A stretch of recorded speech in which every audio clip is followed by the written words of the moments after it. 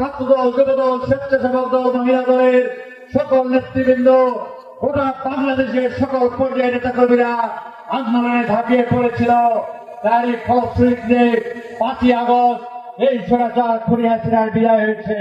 আগামী দিনের প্রধানমন্ত্রী জনাব তারেক রহমান তিনি আপনাদেরকে নির্দেশ দিয়েছিলেন, আপনারা যারা বিএনপি করেন, অঙ্গ সংগঠন করেন, আপনাকে ঘরে বসে থাকবেন না। ছাত্র জনতার আন্দোলনে যে যেখানে আছেন আপনারা আন্দোলনে অংশগ্রহণ করে এই হাসিনাকে পদত্যাগ করতে আপনারা ব্যবহার করবেন। আমরা সেদিন কোন দিকে তাকাই নাই।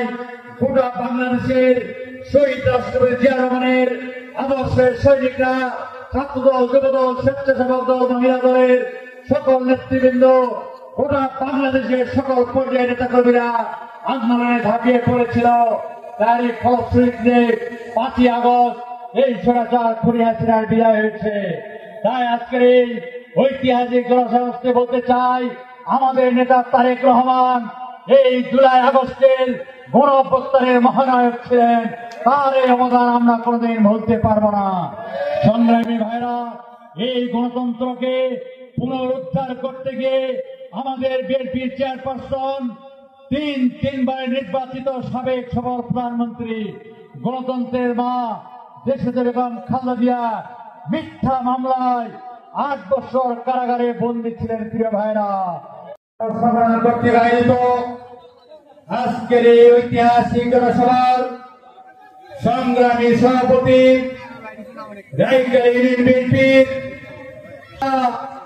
জনাব মতিউর রহমান মতো ভাই, সদস্য আব্দুল সামাদ বাবুল সহ মঞ্চে উপবিষ্ট অন্যান্য অতিথিবৃন্দ এবং আমার সম্মিলিত উপস্থিত কালাই গ্রেপ্তার আক্কেলপুর থেকে আগত সম্মানিত নেতৃবৃন্দ এবং সর্বোপরি এই রাইকাল ইউনিয়নের 9টি ওয়ার্ড থেকে আগত সংগ্রামী ভাই বোনেরা, আপনাদের সকলকে আমার পক্ষ থেকে সংগ্রামী সালাম।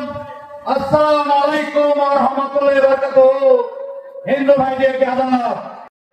16 জুলাই আমাদের চট্টগ্রাম কলেজের ওয়াসিম আকরাম শহীদ হয়েছিল।